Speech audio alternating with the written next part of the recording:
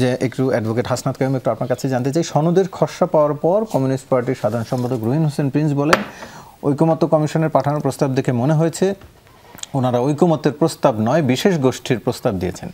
এত আলোচনার পরও আবার পরিবর্তনের অভিযোগ এখনই আসলো, আসলে তাহলে সংস্কার বা সনদের ভবিষ্যৎ কোথায় আসলে? আসলে এটা তো প্রথমত ভালোভাবে বলতে পারবেন রুহিন হোসেন প্রিন্স, উনি আসলে কোন জায়গাটার মধ্যে কি সমস্যা মনে করতেছেন।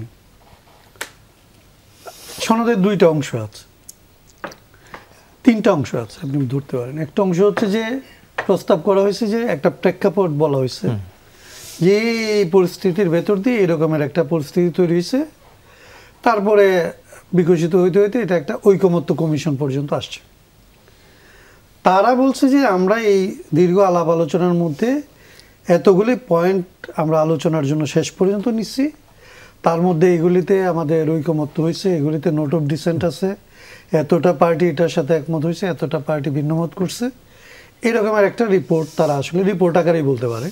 ঐকমত্য কমিশন এই পর্যন্ত যা হয়েছে তার একটা তালিকা দিচ্ছে, দিয়ে তারপরে তারা একটা অঙ্গীকারের কথা বলছে যে তাইলে আমরা যারা আসলে এটার অংশীদার ছিলাম আমরা এই ঘোষণা করতেছি, এটা এই করবো, বাস্তবায়ন করব, এটার মানে এটা একটা আইনের মর্যাদা থাকবে, এটা অ্যাপিলেট ডিভিশন ছাড়া কেউ আসলে এটার ব্যাখ্যা করতে পারবে না, এইরকম কতগুলো জিনিসকে ধরেন বলতে চাইতেছে যে এইটাতে আমরা ঐক্যবদ্ধ হয়েছি কিংবা আমাদের মধ্যে ঐকমত্য তৈরি হয়েছে।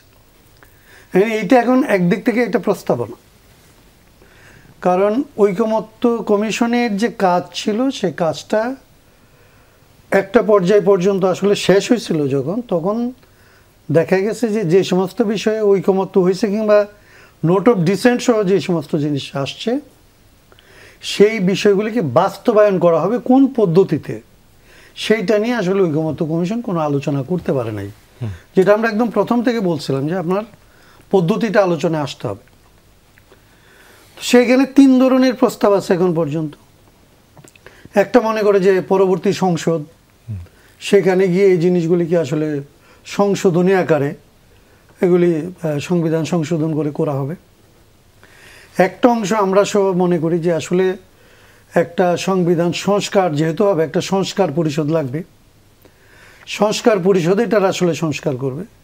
আরেকটা অংশ যেটা অনেকরা বলবে, তারা মনে করে যে এটার একেবারে একটা গণপরিষদ হবে এবং একটা নতুনভাবে আসলে এইটা একটা নতুন সংবিধান হিসেবে আবির্ভূত হবে। এই তিনটা হচ্ছে পদ্ধতি নিয়ে কথা। এর বাইরে কিছু কথা আছে এরকম যে এটাকে অর্ডিন্যান্সে করে তারপরে গণভোটে দিয়ে এটা পাশ করায় নেওয়া যেতে পারে, অর্ডিন্যান্স আকারে পাশ করায় নেওয়া যেতে পারে, এরকম কিছু টেকনিক্যাল কথা আছে। তার মানে পদ্ধতি নিয়ে এখন পর্যন্ত এই রাজনৈতিক দলগুলির মধ্যে কোনো আলোচনা হয় নাই, এবং তারা কোনো একটা জিনিস এই তিনটার মধ্যে নোট অফ ডিসেন্ট দাঁড়ায় নাকি আমাদের জায়গায় আসে নাকি ওনাদের জায়গায় যায় নাকি বিএনপির জায়গায় যায় আমরা এখনো পর্যন্ত জানি না। এই আলোচনাটা করার জন্যই তৃতীয় ফেজে আলাপটা সামনে আনা হয়েছে, এবং আলাপটা আনার ক্ষেত্রে কি কি বিষয় এইবার আলাপ হবে তার একটা খসড়া ঐকমত্য কমিশনের দিক থেকে দেওয়া হয়েছে। এবং এই জিনিসগুলির মধ্যে আসলে প্রিন্স সাহেবরা এটার পক্ষ তো, এখন ওনাদের কোন জায়গাটার মধ্যে লাগছে, কেন লাগছে এইটা আমি বুঝতে পারিনি। আমার ধরেন ভিন্নমত থাকবে, আমি তো সেই ভিন্নমতের কথা ওইখানে উত্থাপন করব এবং আমি চেষ্টা করব সমস্ত রাজনৈতিক দলগুলিকে কোন জায়গায় আসলে একমত করা যায়, কোন আমার সব কথা ওইখানে সবাই মেনে নেবে, বিএনপির সব কথা সবাই মেনে নেবে কিংবা এনসিপির সব কথা সবাই মেনে নেবে, এইভাবে তো আমরা বসি নাই।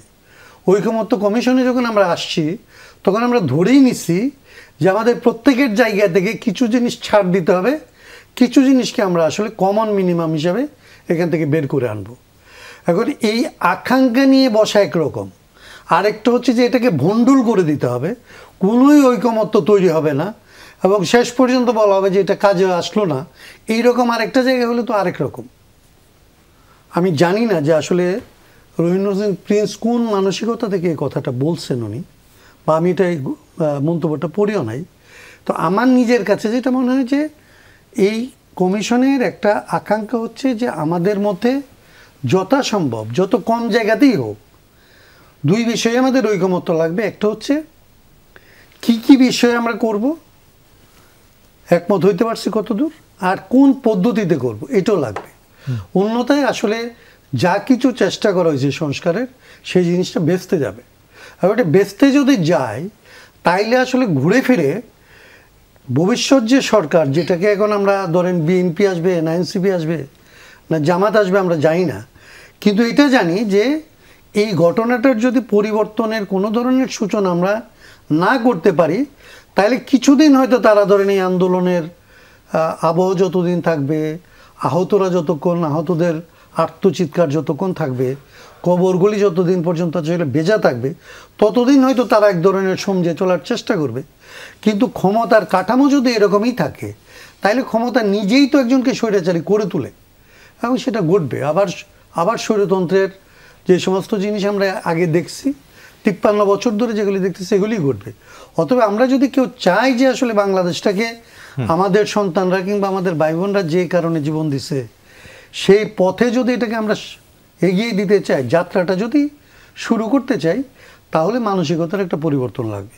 আমাদের চেষ্টা করতে হবে যে আমাদের যত মিনিমামই হোক আমরা যেন আসলে রেলটা উঠতে পারি, আমরা যেন গণতন্ত্রের পথে একভাবে একটা মানবিক রাষ্ট্র, গণতান্ত্রিক রাষ্ট্র করার পথে যেন যাত্রা করতে পারি। এইটুকু হচ্ছে আমাদের জায়গা থেকে।